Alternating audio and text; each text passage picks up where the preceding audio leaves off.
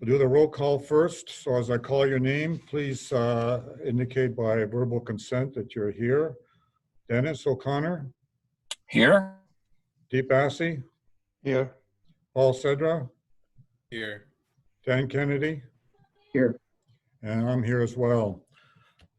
Welcome to the virtual meeting of the Planning and Development Advisory Committee of August 11th, 2020. There are two meetings tonight. One is the Committee of Adjustment and the second being Advisory Committee.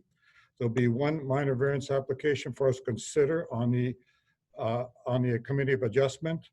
There'll be three consents and one zoning bylaw amendment for the Advisory Committee to provide comments to the county and the council respectively. Please note that the meeting is video and audio recorded, and all electronic meetings are uploaded to the municipality's YouTube page. By registering to participate in the meeting by electronic means, you are consenting to have your likeness and comments recorded and posted on YouTube. Okay, so let's do in the next item, disclosure of pecuniary interest. Linda, did we receive any disclosures of pecuniary interest? No, I did not. Okay, does anyone have any disclosures of pecuniary interest? No, I do not. No. No, not. No. Okay, neither do I. Approval of minutes of July the 14th, 2020. Do I have a mover? I'll move that. Okay, and second, Dennis? All in favor? Dennis? We'll do it verbally. Dennis? In favor. Okay. Deep? In favor? Paul? Favor. Dan? In favor. I'm in favor as well. Thank you. Okay, the purpose of this hearing is to inform and provide the public the opportunity to ask questions or express their views with respect to minor variance application before us today. The township requests that you please notify the secretary of the committee by email at lbanks@pulsonch.ca if you wish to be on record and would like to be notified of future hearings and decisions regarding this application. The format of this hearing is as follows. Staff will present the information report, specifically outline the purpose of the application, summarizing compliance with the township notification submission requirements, and outlining staff comments. The applicant will present the purpose and details of the application and any further relevant information.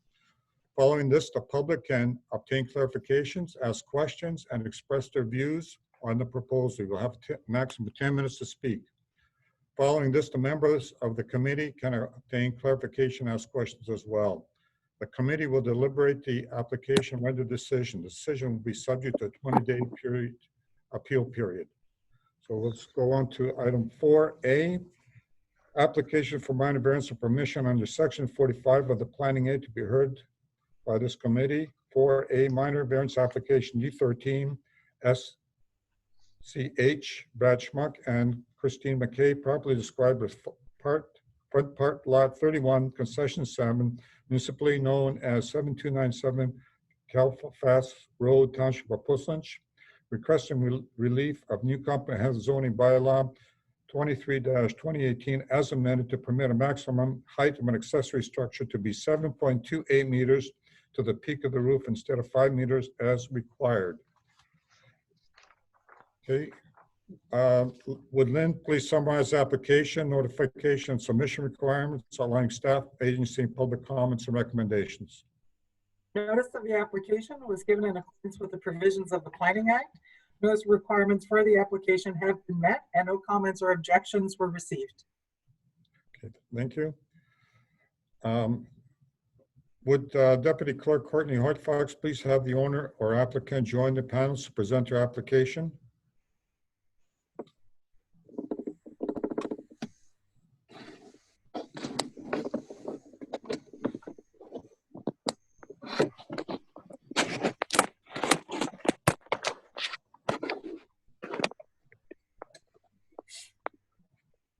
Hello? Yes. Hi, Christine Mackay here. Hi, Christine. How Okay, are you? so, good. Would you please state your name and address for the record? My name is Christine McCall, and the address is 7297 Calfast Road, Richmond, Ontario. Okay, thank you.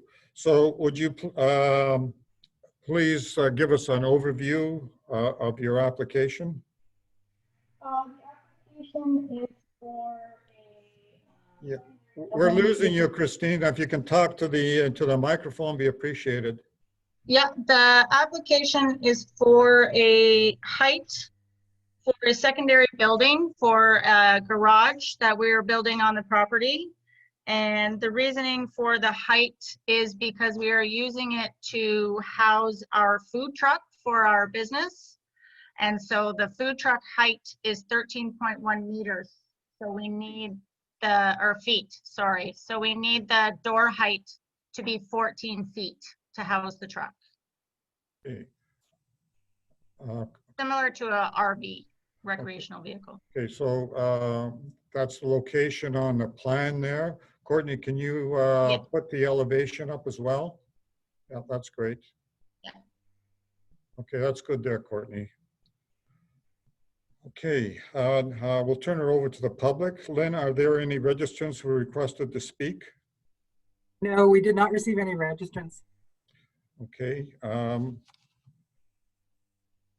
Lynn, are there any written comments have been received? No, I have not received any written comments. Okay, Courtney, would you please advise whether there are any attendees watching the hearing who would like to provide comments or ask questions regarding the application currently under discussion? There are no attendees present. Okay, thank you. Okay, so let's go to the committee members. Do any members of the committee have questions regarding this application or have any question regarding this application of the applicant or county planner? So we'll start with you, Dennis. Yeah, just one question. So is the business based out of your location here now, and this would be a commercial shed, or? It's just for storage. We operate a food truck catering company, and it is parked at our location, but we want it to be stored indoors.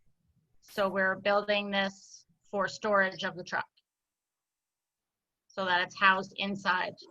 So it's essentially a garage. Any other Okay, questions? there's no other. Dennis? Any other questions, Dennis?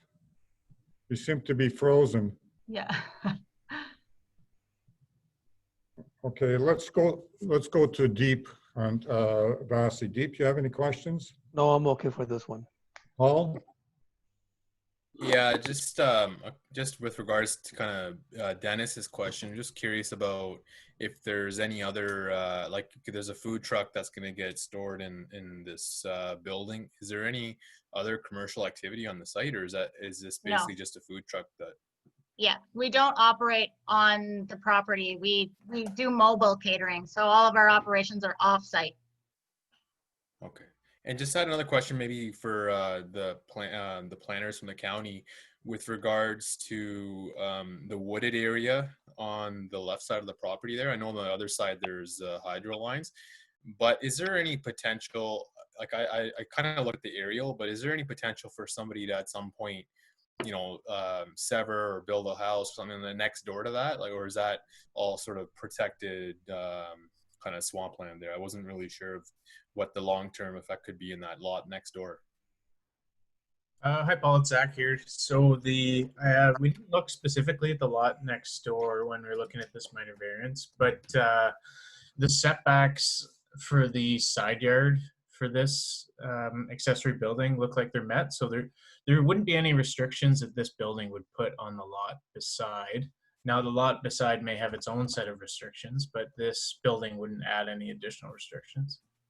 Yeah, I guess my point or what I'm trying to discover is if down the road, if someone's going to maybe, you know, build a home or sever a lot next door there at some point, if there is a capability, then, you know, that may impact that property owner next door and they don't even know yet, right? Like just by putting a larger building next door or commercial. So I'm just trying to figure out, you know, what potential is next door there. Is it just all swamp land or like, what's that property look like? If you give me 1 second, I can give you a bit of an idea.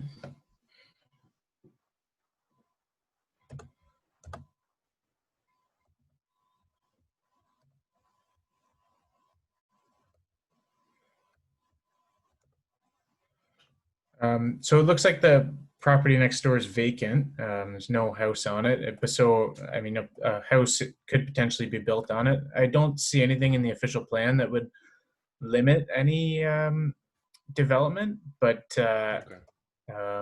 I mean, usually what we look for when we get asked this question, sometimes we also check the Conservation Authority website to see if it's in the regulated Yeah. area or not also. But. Alrighty, thank you. Hey, Dan? There seems to be plenty of room on site, but I'll ask the question anyway. I assume there's going to be no changes to the driveway access to the road? No. Okay, that's it for me. Thanks.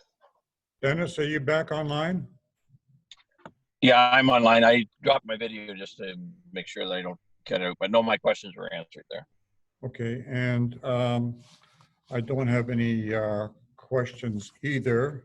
So we'll be putting a condition in of this minor variance, and the condition will be that the owner provide a letter commissioned by a commissioner of taking oaths confirming that there'll be no commercial or industrial use of the existing structure that's subject to this decision. So Christine, you okay with that? Yes. How do I obtain that? Like, where do I obtain that from?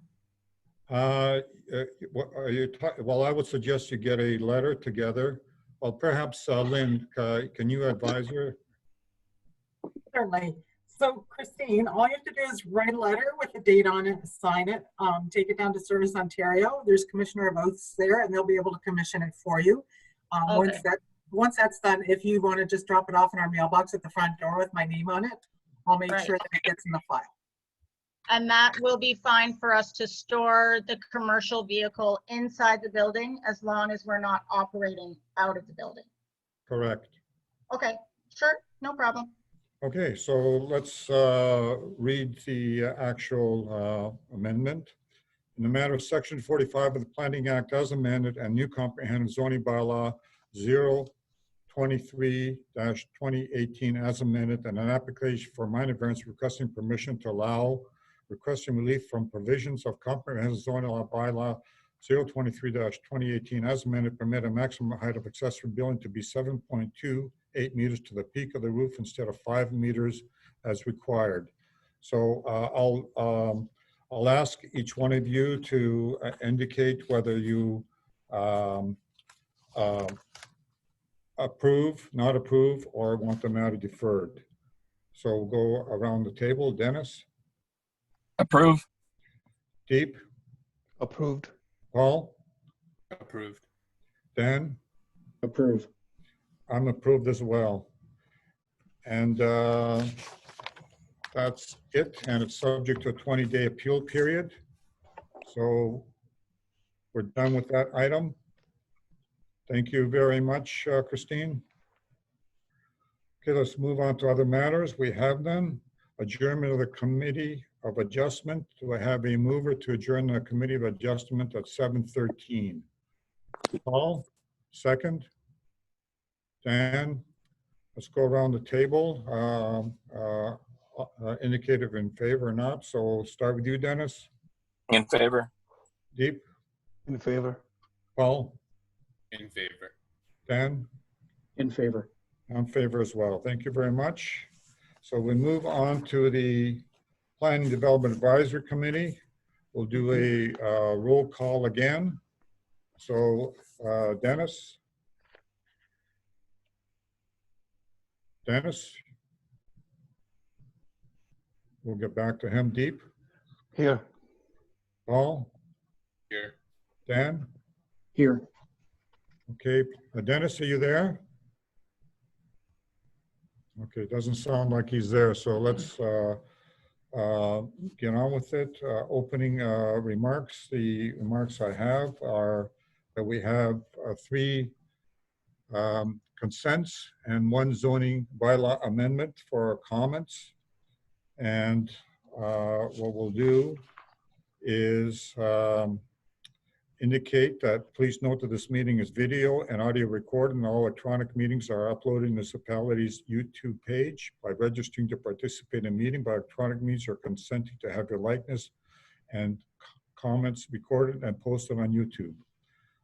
Okay, let's go on to our next item, which is the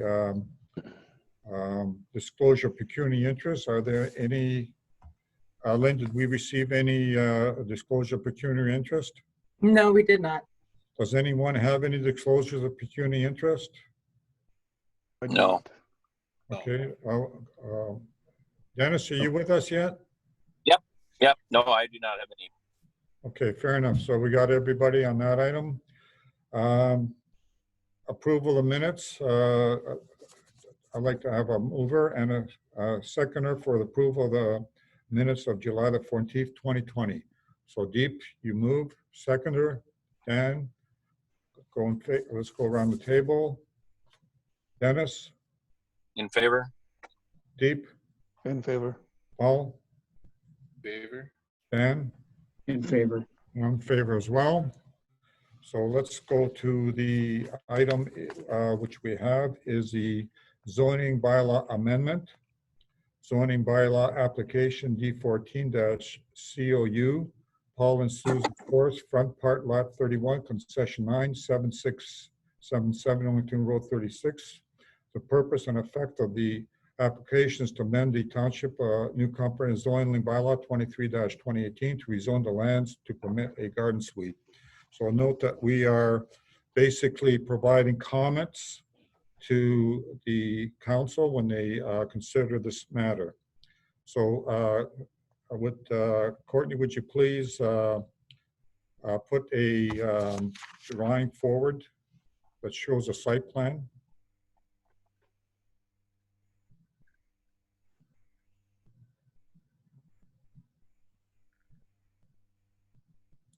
I would put the one that has the entire lot. That's the one, yeah. And if you can blow it up a bit, I don't know if it's possible for you to blow it up. Okay, and move it up a bit.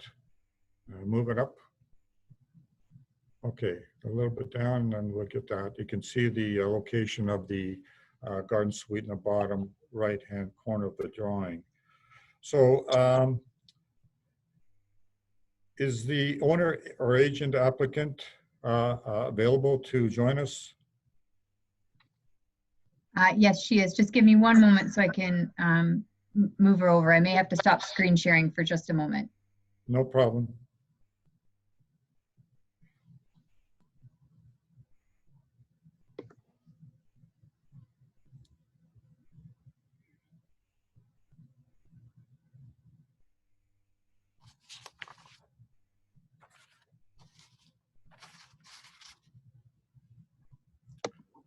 Susan, you're muted.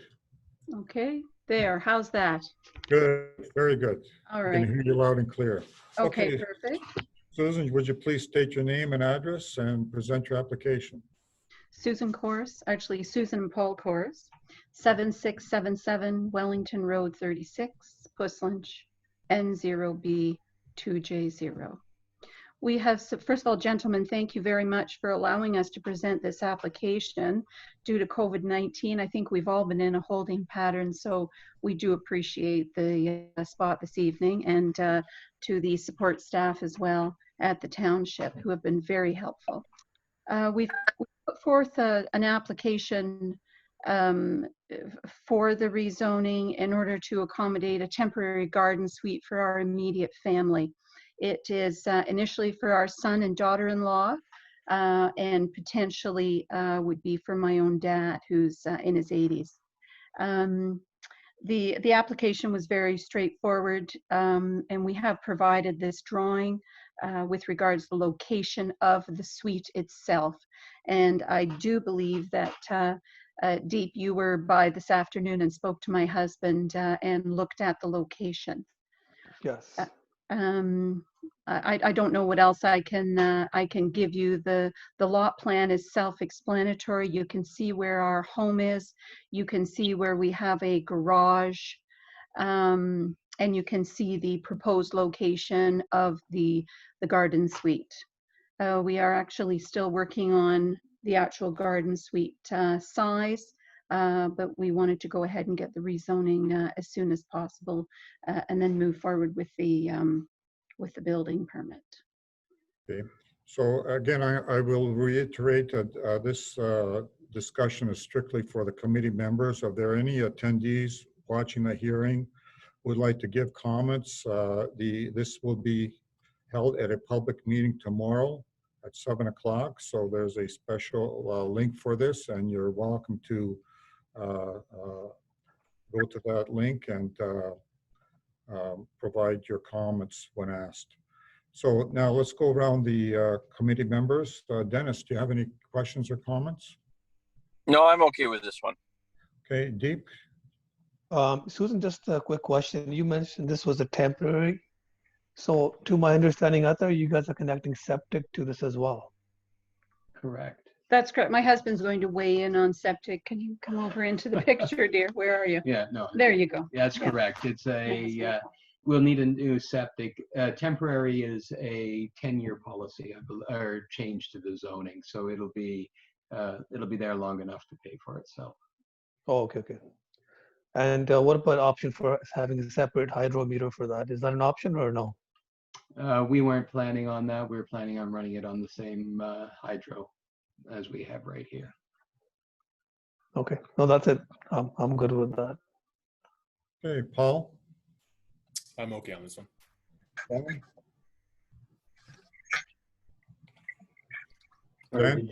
Dan Kennedy, yeah. Yeah. What about the well? Is it going to run off the existing well? It'll run off the same well. That's correct. And when you say temporary, what does the duration of the temporary mean? It is the length of time that you can actually have the rezoning done, and I believe it's a 10-year length of time. Okay, that's it for me. Thanks. Hey, comments. Susan, you mentioned it's for your son-in-law and daughter, or son and daughter-in-law. Yes. Okay. All right. So I don't have any comments or concerns. So I would suggest that our comments to council be that we have no concerns and support the proposed zoning bylaw application. Anybody else have any concerns with that? Or would like any other comments, Dennis? No, I'm good with that. Deep? No, I'm okay. Paul? I'm okay. Dan? I'm fine. Okay, Lynn, could you read our comment that we'll be forwarding to council? Certainly. The comment will be that the committee has no concerns and is support of the zoning bylaw application. Okay, great. So do I have a mover and a seconder? Okay, moved by Dan, seconded by Deep. Let's go around the table. Dennis? In favor. Deep? In favor. Paul? Favor. Dan? In favor. And I support this as well. Great. Thank you very much, Susan. That's it. Thank you, gentlemen. All right. Take care. Bye now. Bye now.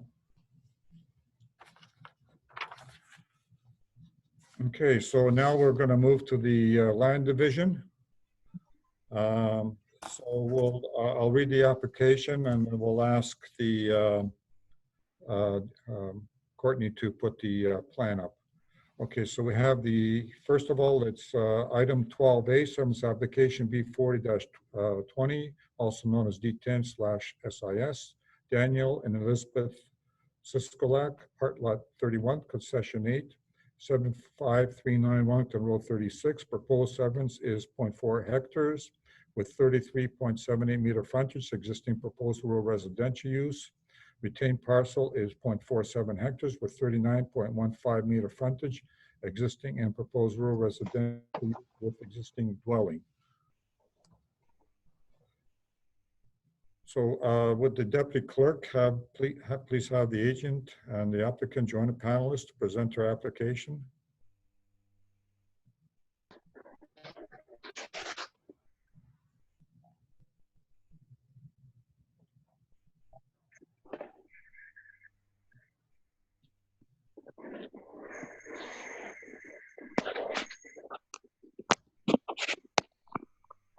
Hello? Hello? Yes. You can hear me? Yes, I can hear you now. Would you please state your name and present your application? Good evening. My name is Nancy Shoemaker. I'm the planning consultants for Dan and Elizabeth Sisolak on this application. The committee members are probably aware that this property is within the Morriston Urban Center. It's zoned FD2, recognizing residential as a permitted use. If you've been to the site, you'll see along the frontage of the proposed severed parcel, there are currently solar panels. It's the owner's intention to keep those solar panels with this property, with the severed parcel. They may in fact be building a new house on this property. They've been in consultation in the past with County Roads Department regarding access to Wellington Road 36 and the driveway access. There is an existing well for the house that is on the retained parcel, so we recognize that there will have to be a new well drilled for the existing house prior to the severance being completed. The lands show the property itself is completely designated residential. In the official plan to the south of this property, the lands are part of the Greenlands, and we have been speaking with Hamilton Region Conservation Authority. They're regulated areas quite a bit south of actually this property, but they will be providing comments on it. The configuration is somewhat irregular at the back of the property to achieve the 0.4 hectare minimum requirement of the official plan, but visually this will not be seen by the public in as much as the house will be out at the front of the property, and the rear yard really will not impact in any way on adjacent neighbors, save for the existing house that the Sisolaks currently own. I think those are the major points. If there's any questions of the committee members, I'd be pleased to answer. Okay, Lynn, were there any agency comments received? No, we didn't receive any agency comments. Okay, Lynn, were there any registrants or registrations received to speak? No, we did not receive any. Fair enough. And were there any written comments received? No, there were no written comments received. Okay, and I'll read this. If there's any attendees watching the hearing that would like to give comments or questions regarding the application, currently under discussion, advise that your comments can be heard at the Land Division Committee. Okay, so let's go around the table and ask each member of the committee if they have any questions or comments. Dennis? Dennis?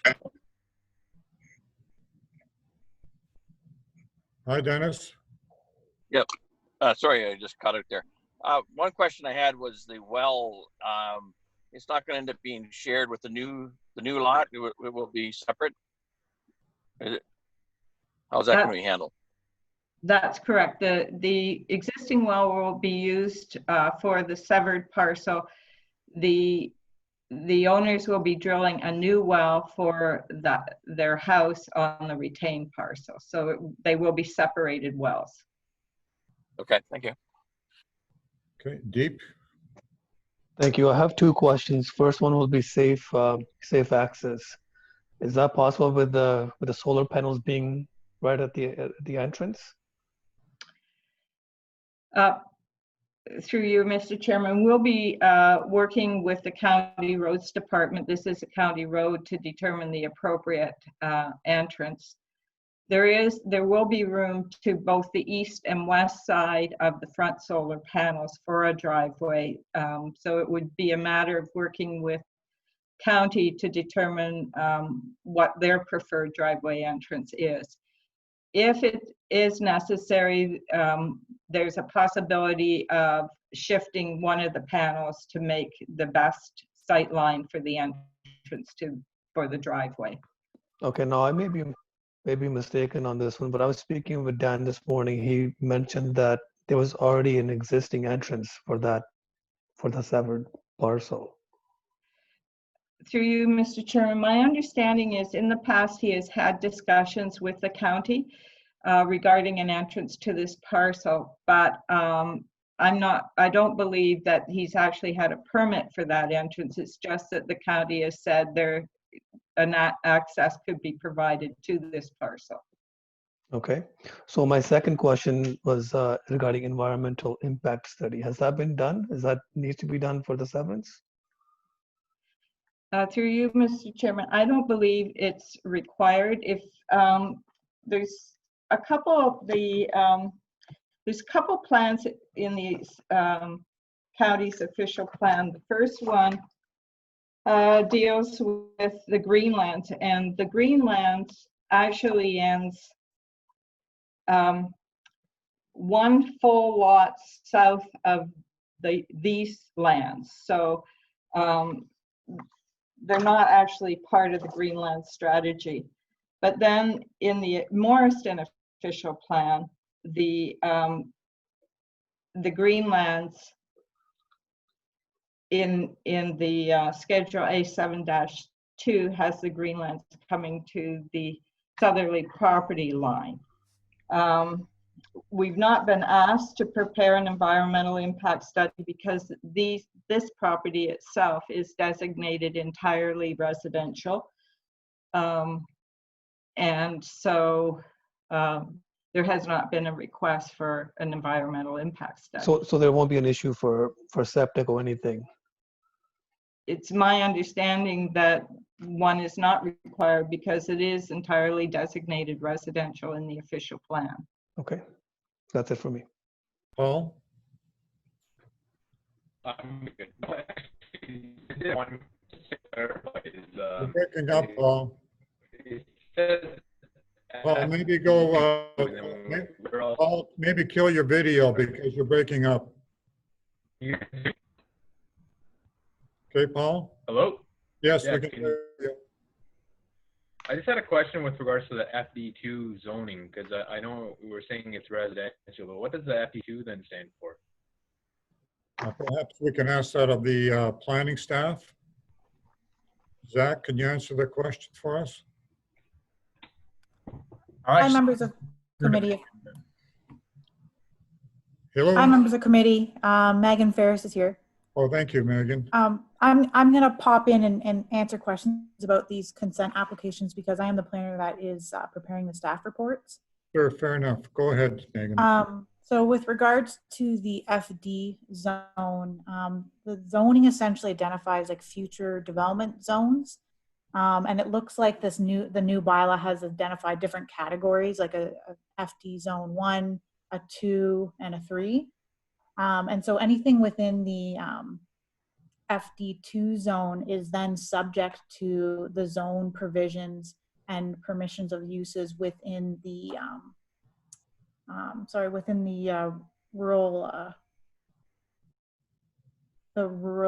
residential zone standards.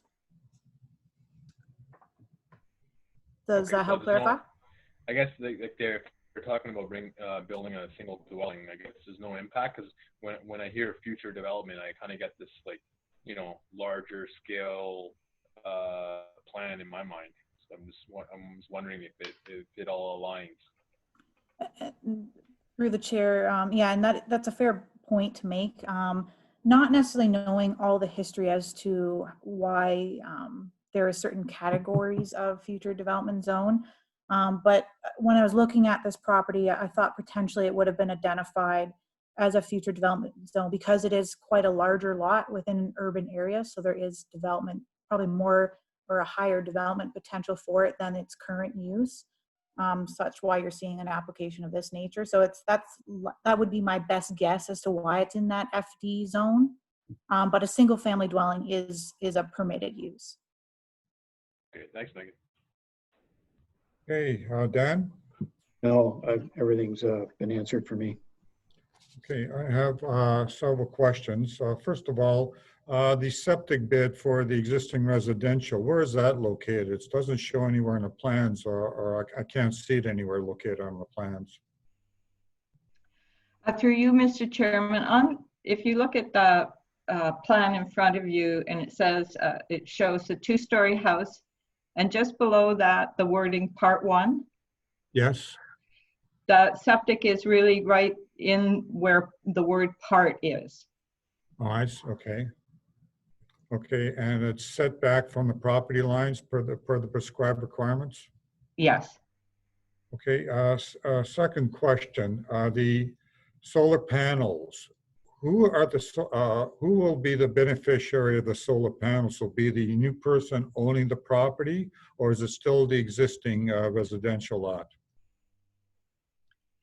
The new panels will go with the severed parcel. In speaking with Dan and Elizabeth Sisolak, they're suggesting that they will own that parcel and will probably build on that new parcel, the severed. But the ownership will stay with the severed parcel. Okay. All right, that's fine. So I guess that's all the questions we have. So to summarize, I understand that we had a question with respect to the requirement for a environmental impacts assessment. So I would suggest we just say subject to GRCA comments. Does that work for whoever suggested that? Mr. Chairman, if I may comment, it's the Hamilton Conservation Authority jurisdiction on this one. Okay, fair enough. Then I'll just say Conservation Authority. That way it's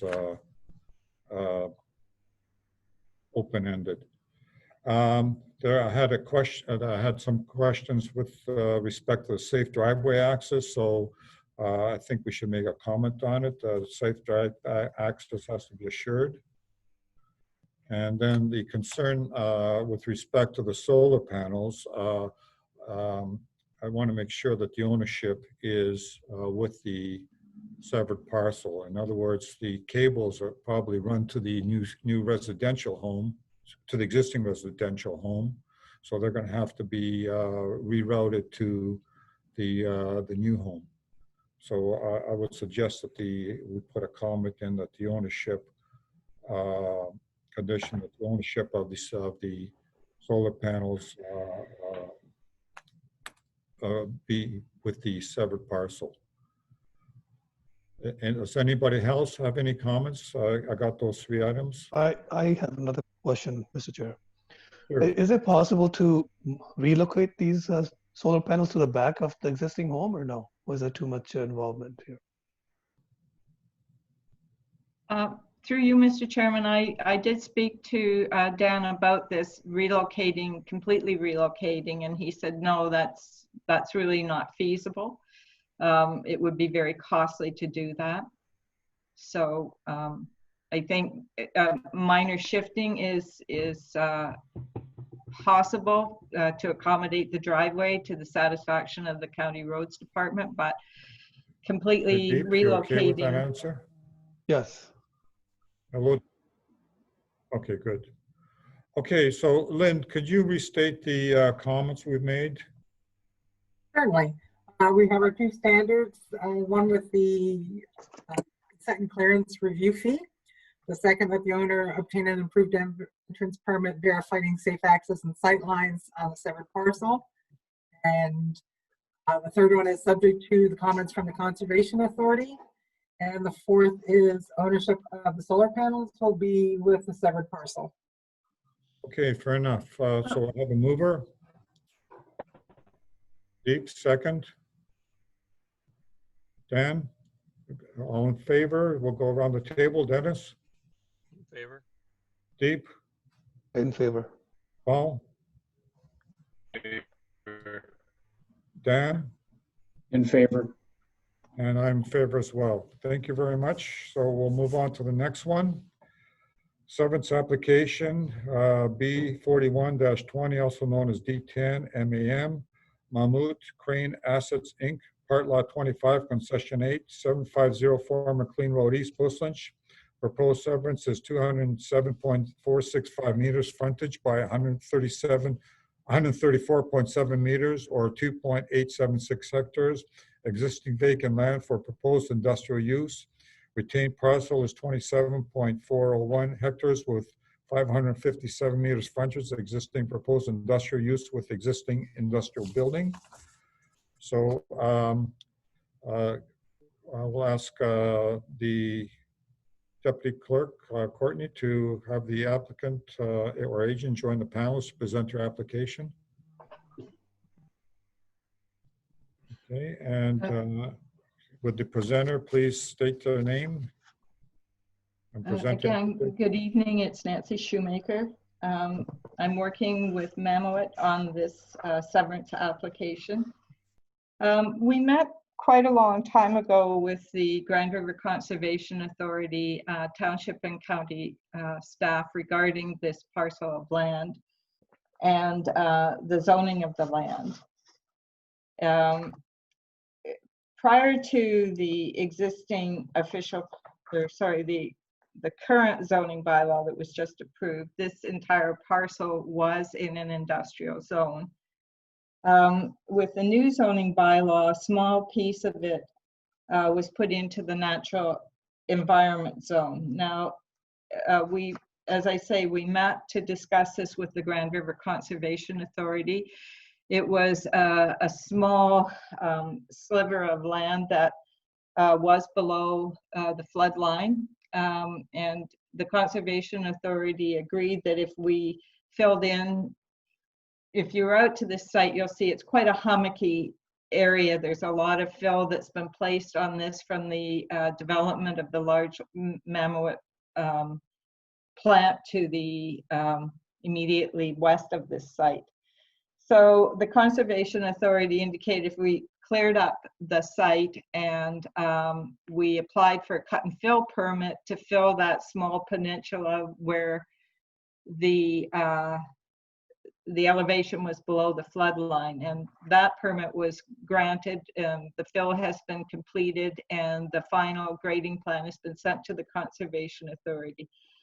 So to meet the criteria that this entire site is now within the industrial proposed, the industrial zoning.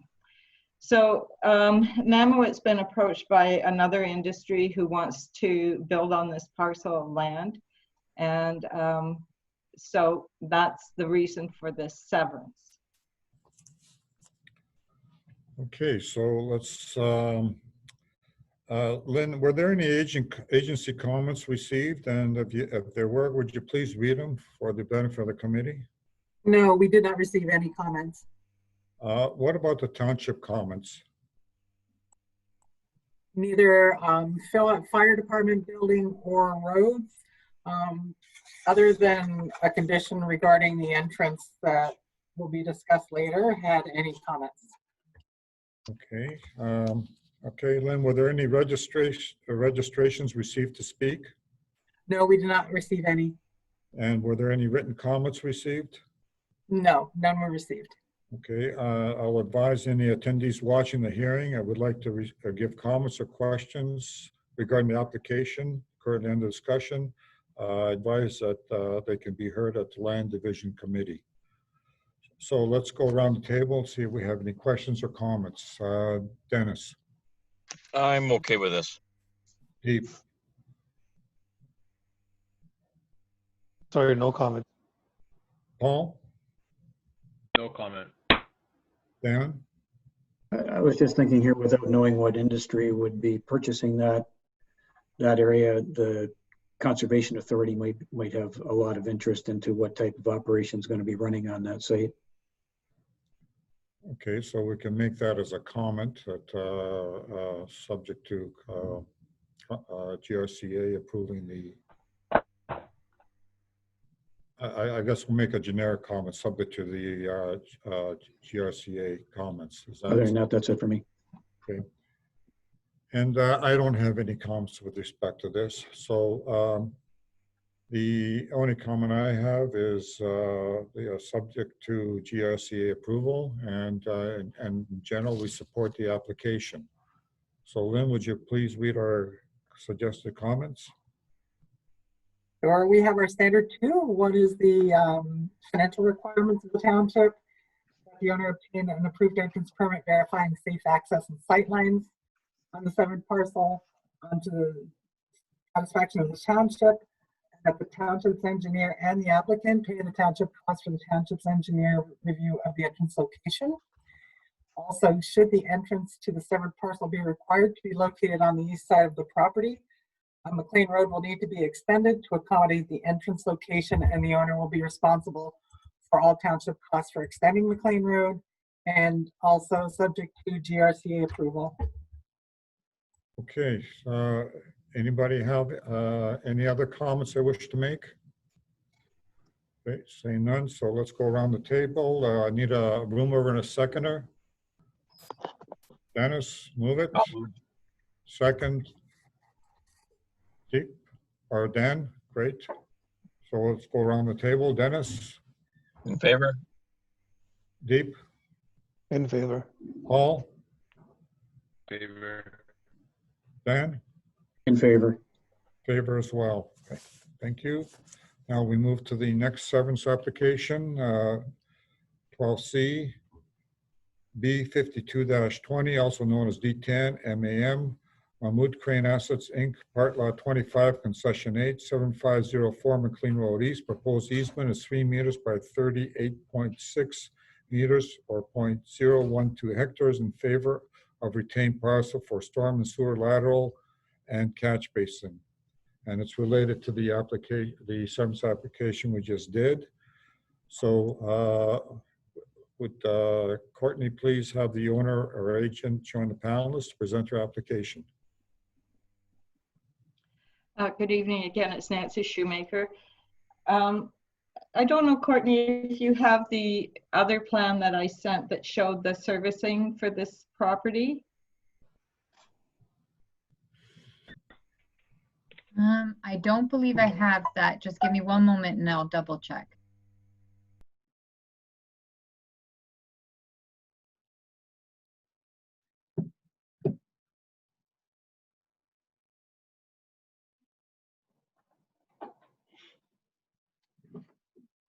Nancy, is that part of the packaging? I guess it's probably the drawing that we have in our package. It's probably about 78, sheet 78 of the package. It shows the various drainage areas.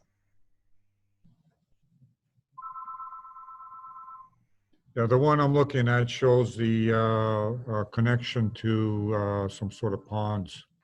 Yes. Okay. We're just trying to locate it, and then once I have it, I can put it up on the shared screen. Okay, it's the drawing just before the Preserving Ontario's One Barn at a Time.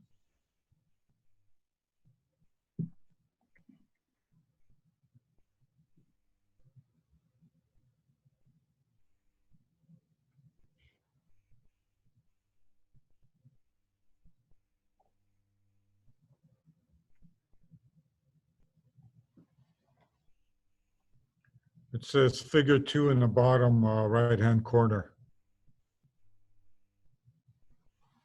Is this the one here? Yes. So for the committee's information, when the plant was first built, there was a pretty comprehensive stormwater management servicing report prepared for the property. And so certain areas went to certain catch basins. And you can see where the existing plant is. And then to the right of that are a couple of large sort of underground pond areas. And coming, leading east out of the one, there's a storm lateral to a catch basin on the subject property. So I've outlined the consent parcel in, or dashed it in red. So when the new owner develops the site, he will have to maintain that catch basin to accommodate the storm coming from that storm sewer lateral to the catch basin, and they too will use that catch basin to deal with their stormwater management. But it was pointed out to us by the county that we need to do a separate easement so that when the severance is complete, it will be conveyed to the new owner subject to Mammoet continuing to have an outlet to that catch basin. So that's the purpose of the easement, is to, so it really on the consent plan, the part 2, I believe it is covering the area of the service lateral and the actual catch basin. Okay. Okay, so let's go through the list of things we have to check off. Lynn, were there any agency comments received? No, we did not receive any agency comments. Were there any registrations received to speak? No, we did not receive any registrations either. Were there any written comments received? And no written comments were received. Okay, and then this is regarding any attendees. If there are any attendees watching the hearing would like to give comments or questions regarding this application, please be advised that they can be heard at the Land Division Committee. Okay, so let's go around the table, and Dennis. No, I think the easement's been explained to me now. That was my main question. So. Okay, Deep. Yes, my question was regarding the maintenance of the easement. Who's going to be responsible for that?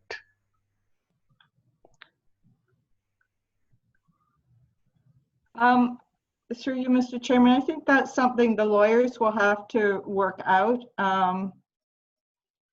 because that catch basin will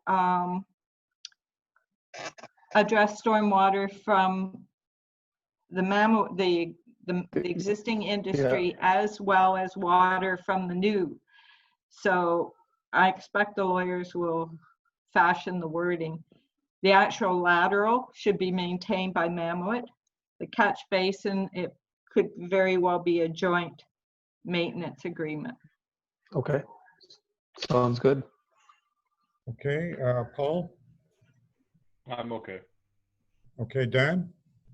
Yeah, when it comes to industrial catch basins, and you got 2 or 3 companies sharing it, I would assume the GRCA or somebody like that, or the township, is going to have some concerns possibly about finger pointing when it comes to water runoff with any oils or petroleum-based products that have, you know, come off driveways or off the land. I know Mammoet, for example, has a lot of heavy equipment that probably leaks a certain amount of oils.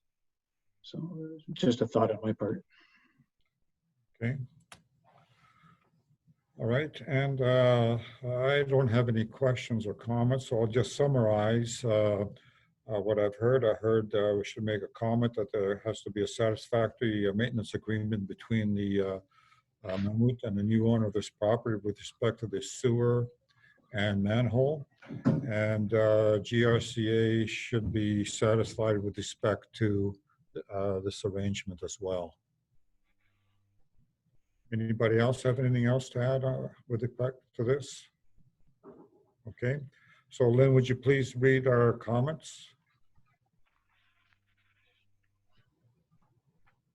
So I have the standard comment regarding the consent review and condition clearance fee. Also subject to a maintenance agreement between both the owner and the proposed purchaser of the severed lands, and subject to GRCA, is it approval? Agreement of the maintenance arrangement. Agreement of, okay, so subject to an agreement for the maintenance arrangement between the owner and the proposed purchaser. And then is there another one for GRCA approval, subject to GRCA approval? I guess we can say that, sure. Okay. Well, those will be the three comments. Okay, so to have a mover and a seconder. I'll move. Dennis moved, second Dan. Okay, we'll go go around the table for approval. Dennis? In favor. Steve? In favor. Paul? In favor. Dan? In favor. As I am in favor as well. So that wraps up that one. So thank you very much. And we'll move on to other matters. We have an MDS presentation by Zachary Prince. I assume this is in light of our request for something at a couple of meetings ago. Through the chair.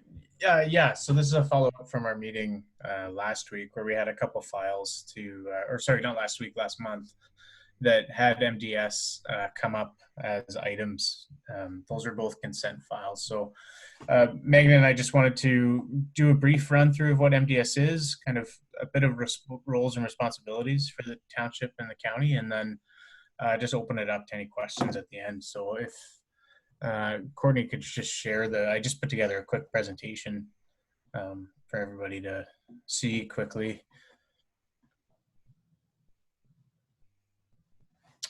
If you could just go to the next slide, Courtney. Basically, what MDS is stands for minimum distance separation. So it's really trying to do two things. It's trying to reduce conflict for new development and farm operators, and it's really trying to protect the development and the farm at the end of the day. So they want the agricultural lands to stay agricultural uses, and they don't want to see conflicts between new development and existing agricultural operations or new agricultural operations. So, and these policy requirements are really set out at the provincial level is what starts it. The PPS sets out all the policies for the rural lands, prime agricultural lands.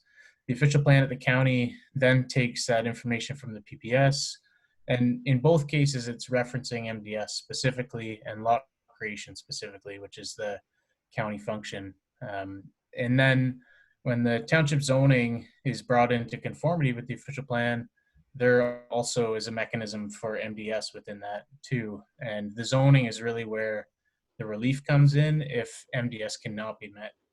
So that's kind of the zoning is the tool. If nothing else can be met, then the last available opportunity is amending the zoning bylaw either through a minor variance or a zoning amendment. So the way we calculate MDS is really through a provincial software. It's called AgriSuite. It's a software provided by OMAFRA, who also creates the MDS document. So if you just want to go to the next slide, Courtney. The two types of MDS, really simply, MDS1 is for new development. So that's where we see our surplus farm dwelling severance. You see if there was a zoning amendment in the rural area, or the vacant lot severances that we often see in Puss Lynch that is in the secondary agricultural area. The MDS2 is the opposite side, and that's from the farmer's perspective. If they were to expand an agricultural facility, it's looking at the buildings around that facility, any conflicts that may arise there. and could be for a new farm building or an existing farm or manure storage and that sort of thing. If you want to go to the next slide, Courtney. There's kind of 3 opportunities for MDS to be reviewed. The first is when an applicant first comes to the county to talk about a severance. The planning staff do look at MDS quickly. We identify any barns that are within 500 meters, and we let the applicant know that farm data sheets are required when they do make a submission. So those farm data sheets are signed by the farmers in the adjacent properties. They clarify what barns are on the property, the size of the barns, the type of livestock that's in the barns, that sort of thing. And then the third opportunity is at the building permit stage. So that's more with the MDS2 example. So that if a barn was to be expanded, it wouldn't necessarily come across the county's desk, but the county does provide planning support to the township, and we do look at MDS on behalf of the township from time to time.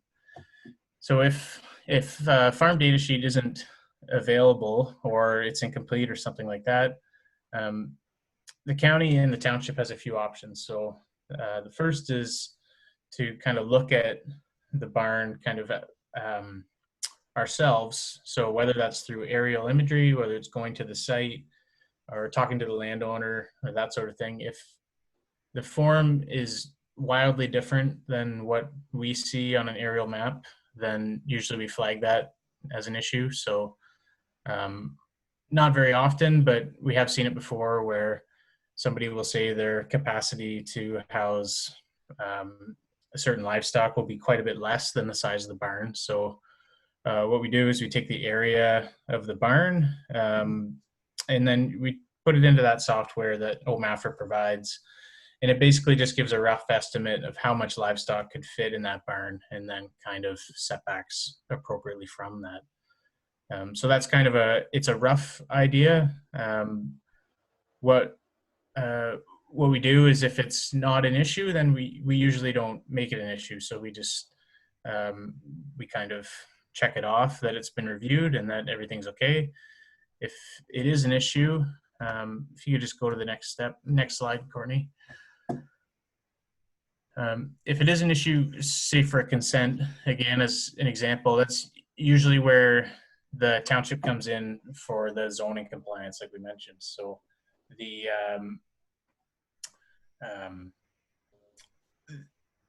applicant has a few options as well, and the county has a few options. So the land division committee at the county could refuse the application if compliance isn't possible. So that would be largely at the recommendation of staff. So say a barn, sometimes with a surplus farm dwelling severance, the barn, the applicant would like to see the barn stay and the house severed. So really that setback is quite a bit smaller than what's allowed. I mean, you have to assume that the house is going to be sold to somebody else and the barn is going to be owned by somebody else. So that's a potential conflict there.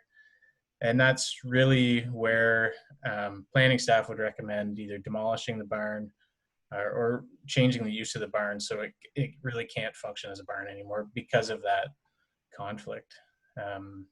And in some cases, where we see minor variances for MDS is where planning staff think that there's maybe less of an issue than what is on the what's showing up in our calculations. So that's really depends on kind of the surrounding area. It depends on kind of the size of the operation and what really scenario to scenario.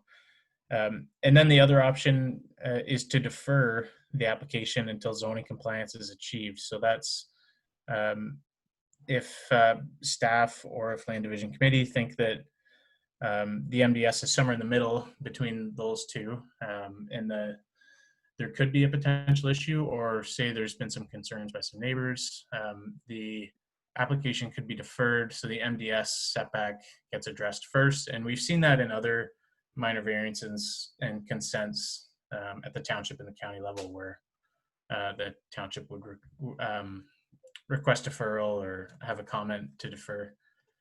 And then the township again, this is the approval authority for any amendments to the zoning bylaw, minor variances or zoning amendments too. So it really is a hand-in-hand process, but when it comes to consents, the county at the end of the day is the approval authority, and it's also the one that is the caretaker of those MDS calculations. So if there ever is a conflict, or say there's a debate about the numbers and the size of the barn and that sort of thing, the county wants to maintain that ownership because it's their approval at the end of the day, even though the amendment process can happen through the township zoning and that sort of thing. So that's really kind of a quick summary of MDS and that sort of thing. If you want to go to the next slide, Courtney, I just have a couple other sketches here. So everything that's in this presentation can be found in the MDS document provided by OMAFRA. And I'll just reiterate too that the AgriSuite software is a free software that anybody can download that will do the calculations as well too. So if there's any questions about that, I mean, you can have a look as well. So this first image is just showing really rough idea of what would happen if there was a surplus farm dwelling severance in which the barn is farther away than the dwelling, and then MDS wouldn't be required. And then if you go to the next slide, Courtney, this is more of an MDS2 example, where if the barn is being, say a new barn is being built. Oh no, sorry. This again is MDS1. The PD is the new lot or new house that's being built. And this is just showing that even though a new house maybe doesn't meet the MDS setbacks, we still have to take in mind the other houses in the area. And then there's other details, like if it's a cluster of homes and that sort of thing, then MDS doesn't apply. And then also, in this example, if there's already something in conflict, then that new lot is okay to not meet MDS as well too. And this is all covered in the MDS document. They go through a number of implementation guidelines and examples throughout that document. So Megan is available as well too. She has a lot more experience with this than I do, but we're both here to answer any questions that you may have. Hey, Dennis, questions? Well, yeah, first of all, the main question from last month was that the information is forwarded to us beforehand. I appreciate your opinion, but I have AgriSuite on. I am a certified crop advisor and nutrient management specialist. So the numbers are important, A. And B, I'm interested. So then you're saying that if there becomes a conflict between a farmer and a owner of a property because of reduced MDS, that the county will look after that? Well, I guess what I'm saying is that not that we're looking after it, it's that we're the one that would, that if there was an issue, like say something to get appealed and go to the board, it would be in the county to address MDS for consent. No, what I'm talking about, there's a right to farm legislation. So if somebody complains or makes it hard for a farmer to farm, he appeals that. First of all, they try to negotiate with OMAF. After that, it goes to an appeal, and it would go normally to the township. But you're saying that would go to the county?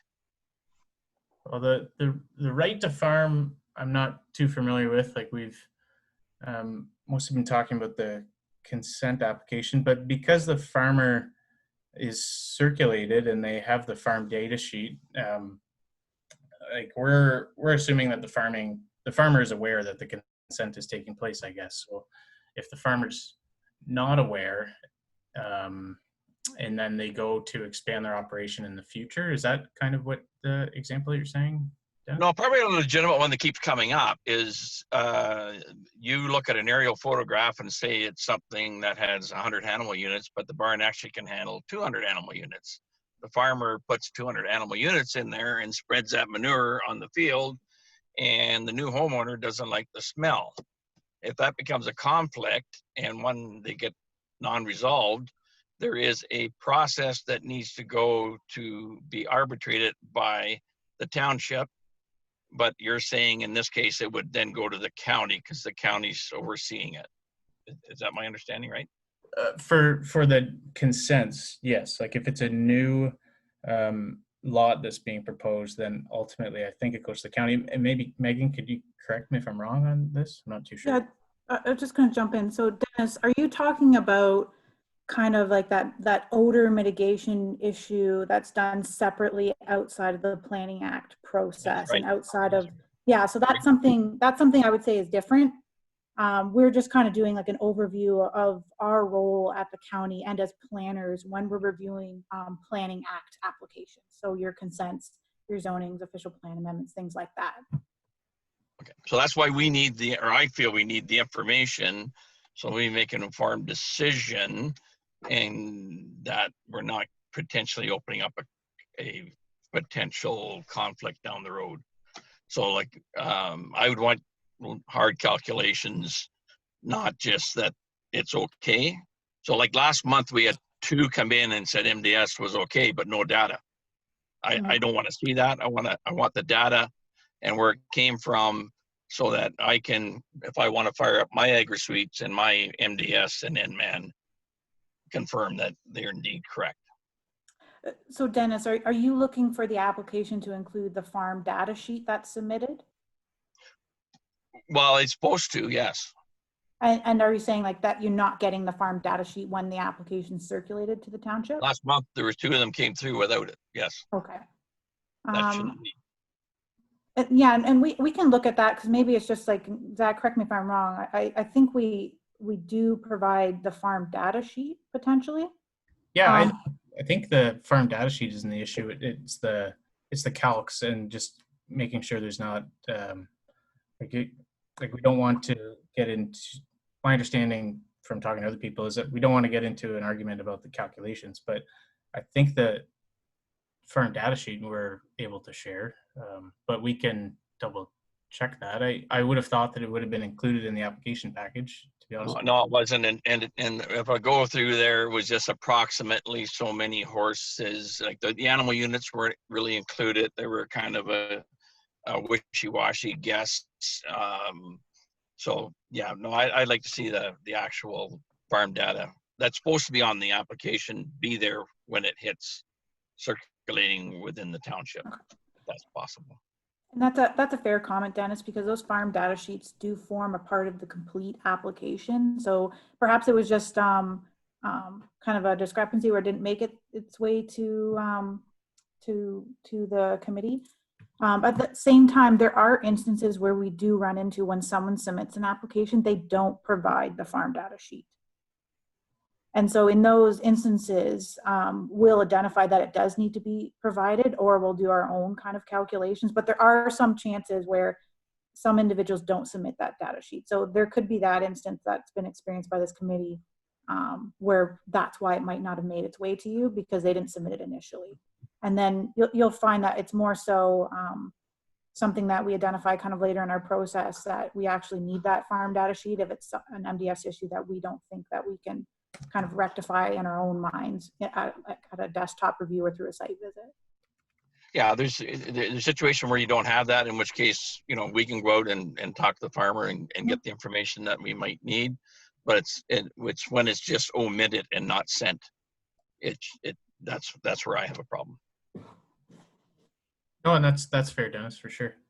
We'll take that back and see if that was just an issue with the last application or if that's something we can address going forward. Thank you. Okay, going around the table, Deep. No, I'm good. I think Dennis raised some good points here, so I'm okay. Okay, Paul. Paul, you're muted. Yeah, just no, thanks, Zach, for that. It was actually informative. I was just wondering if we can get a copy of that, the decks, maybe through email, and we can just kind of hang on to it as a reference. Sure. Yeah. Does Lynn or Courtney want to circulate that to everybody?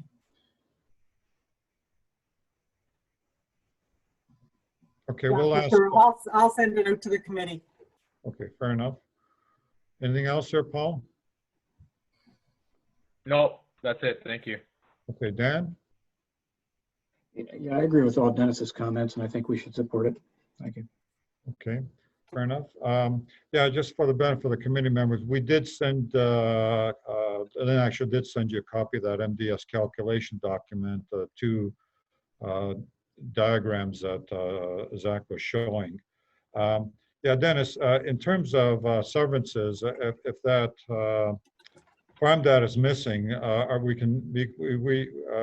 we don't make a decision with respect to the severance application, but we do can say subject to a satisfactory calculation of the MDS.